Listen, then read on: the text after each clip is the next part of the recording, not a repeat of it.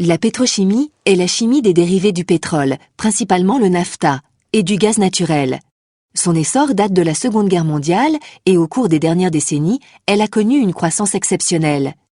Dans les usines pétrochimiques, le naphta est traité dans un vapocraqueur, chauffé à très haute température, 800 degrés, en présence de vapeur d'eau. Il se divise en hydrocarbures plus légers que l'on nomme les grands intermédiaires.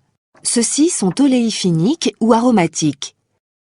Parmi les oléifiniques, on a des chaînes à 2 carbones, l'éthylène, 3 carbones, le propylène, ou 4 carbones, butène et butadiène. Pour les aromatiques, il s'agit du benzène, du toluène et du xylène. Les matières plastiques n'existent pas à l'état naturel. Elles sont obtenues grâce à la magie de la chimie et de la polymérisation. La polymérisation est une réaction chimique qui permet de créer un enchaînement répétitif de petites molécules, formant ainsi de grandes chaînes moléculaires appelées polymères. Quand ces polymères sortent de l'usine chimique, ils ne ressemblent pas encore au plastique de la vie quotidienne.